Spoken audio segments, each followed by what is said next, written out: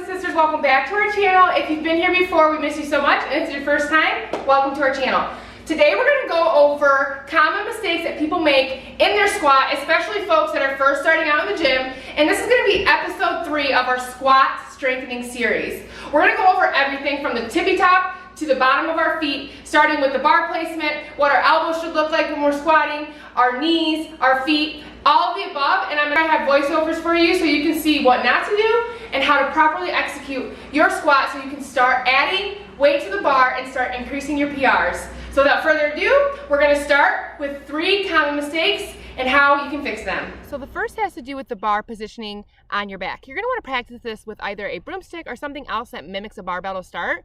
What you'll see oftentimes is folks having their elbows flared out, which you don't want to do. You want to have the bar position nice where your elbows are positioned as downward as possible, straight to the floor. That's going to keep your position upright, your body in a normal stance, not leaning forward or backward, and it's also going to help your range of motion.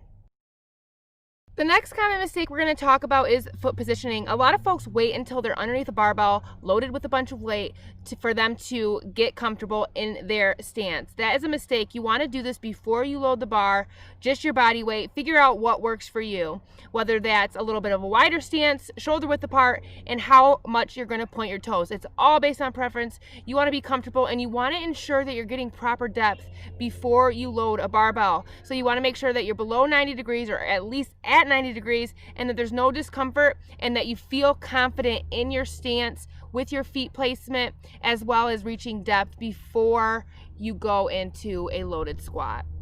The third mistake we're going to talk about has to do with the balance and weight in your feet. So there should be an even balance, and you want to think about when you're squatting, breaking the floor apart with your feet. Sometimes you hear coaches say keep your weight in your heels, which is actually not true. You do want to keep an even weight distributed throughout your foot, but you'll see as I'm doing here a forward lean, an excessive lean. What you can do to avoid this, obviously practicing once again without a weighted barbell, you can put something underneath your toes which will force the weight to be in your heels so you don't have that excessive lean forward. Your body will not let you do so. You could practice that way, and then when you remove that mechanism, you will be more apt to have the weight evenly distributed versus leaning forward and putting the weight onto your toes. So when we put everything together that we've learned so far, obviously ankle, hip mobility, warming up properly, as well as avoiding common mistakes, here is what some pretty squats look like. We're getting better every day, you guys, and all you can do is practice, practice, practice. I'm so excited to grow my squat with you.